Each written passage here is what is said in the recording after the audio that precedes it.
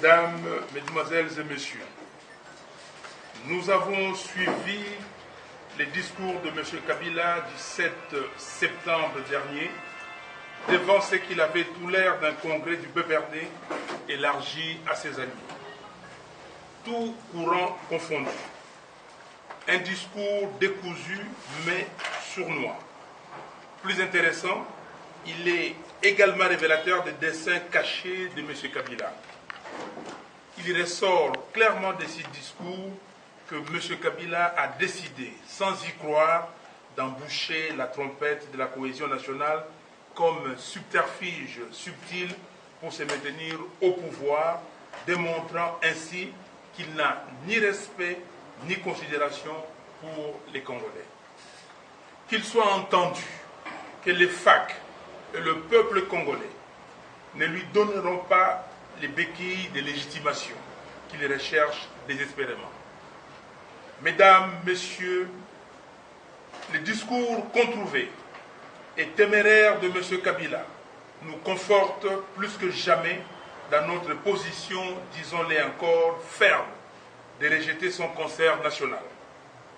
À ces sujets, nous tenons à informer l'opinion tant nationale qu'internationale que toute personne se réclamant des FAC et qui participe à ces concertations s'est désolidarisé du regroupement et par conséquent s'est auto-exclu des FAC.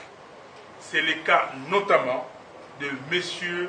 Pati Katanga et de Moïse Monidela Idi. M. Kabila, après avoir démontré les limites de son leadership, conduit le pays au bord du gouffre et que son régime se distingue toujours dans le non-respect des droits de l'homme et des libertés publiques, veut se présenter en donneur des leçons de la citoyenneté. Notre meeting du 1er septembre dernier au stade Vélodrome de Kitambo a été illégalement empêché et brutalement réprimé. Jacques Chaloupa, Fernando Coutinho, Eugène Diomindongala, Christian Badossé, Zangui Mohindo, Patrick Palata et tant d'autres demeurent des victimes de l'intolérance de son régime. À vrai dire, M. Kabila nous demande d'être des amnésiques. En d'autres termes, il nous dit qu'il ne s'est rien passé dans ce pays le 28 novembre 2011, exactement comme si Tchebeya n'avait pas été assassiné dans un bureau de l'État. Ainsi, c'est à coup de menaces, de chantage, de débauchage et de corruption que M. Kabila recrute des alliés de circonstances pour élargir les cercles des complices dans un forum appelé Concertation nationale, ayant pour objectif ultime la mise à mort de la Troisième République et la création d'une nouvelle République, la quatrième. En somme, M. Kabila et ses alliés préparent un coup d'État constitutionnel. Il a donc beau affirmer que les concertations nationales sont un cadre de travail apaisé, transparent et sans objectif caché, mais la démarche est fondamentalement politicienne et obéit à cet agenda-là. Nous le répétons, M.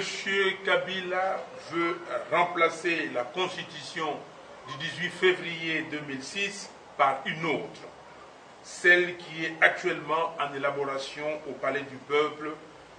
Nous ne les laisserons pas faire. M. Kabila ne le dit pas clairement dans son discours, mais avec un peu d'intelligence. On peut aisément déceler la subtilité de la démarche qui est logée dans les paragraphes suivants. Nous citons: de présentes assises, le peuple attend plutôt un consensus sur les pistes réalistes de solutions aux problèmes majeurs auxquels sont confrontés les pays et la nation, de manière à permettre la cohésion nationale et la consolidation de la paix. Fin de citation. Deux questions importantes. Primo, quels sont ces problèmes majeurs auxquels sont confrontés le pays et la nation qui nécessitent un consensus sur les pistes réalistes de solutions? Segundo, peut-on avoir la cohésion nationale sans réconciliation de toutes les filles et les fils de notre pays? À ces questions, M. Kabila donne la seule réponse révélatrice. Je cite, « C'est conscient de la gravité de la situation sécuritaire dans la province du Nord Kivu et de la menace existentielle qui en découle pour l'ensemble de la nation que j'ai décidé d'organiser la présente concertation. » Fin de citation. Outre que la guerre à l'est de notre pays s'est empirée sous son régime, on peut légitimement aussi se demander comment les concertations de Kinshasa en elles-mêmes peuvent mettre fin à la guerre à l'est du pays. Car pour M. Kabila, la solution est à rechercher au pourparlers de Kampala plutôt qu'aux concertations de Kinshasa. En fait, le deux se recoupent.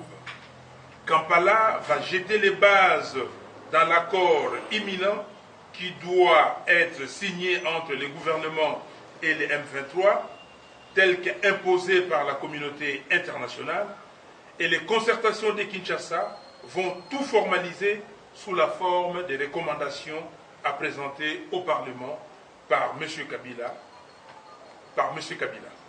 Kampala va donc imposer son diktat et Kinshasa va avaler la couleur. Mais pour que ce schéma aboutisse, une large adhésion congolaise abusivement appelée cohésion nationale est nécessaire. Voilà pourquoi les thématiques comme crise de légitimité et guerre à l'Est ne sont pas retenues pour être débattues. Affirme que les délégués aux concertations ont, nous citons, les loisirs d'aborder tout sujet d'intérêt national en toute liberté et sans contrainte. Fin de citation.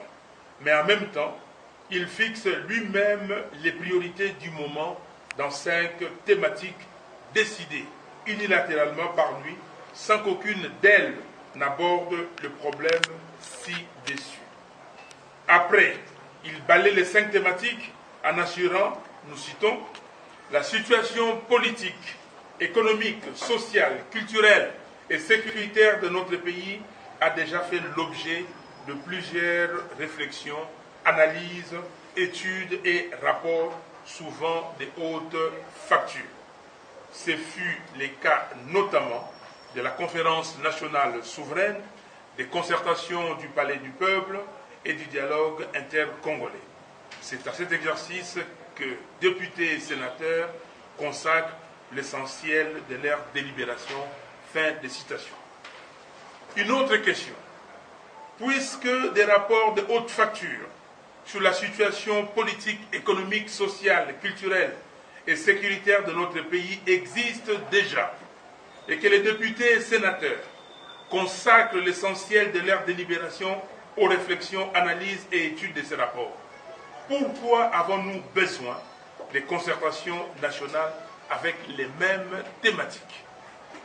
Se dévoilant, M. Kabila oriente les délégués, leur disant, nous citons, les concertations ont pour objectif de dégager les voies et moyens susceptibles de rétablir et de consolider la cohésion interne, en vue d'assurer la victoire sur toutes les forces d'agression, de renforcer l'autorité de l'État sur l'ensemble du territoire national, de mettre fin au cycle infernal des violences à répétition, principalement dans le nord et le sud Kivu, ainsi que dans l'Ituri, de conjurer toute velléité de s'associer aux tentatives exogènes de déstabilisation du pays et de planifier ensemble son développement socio-économique dans la paix et la concorde.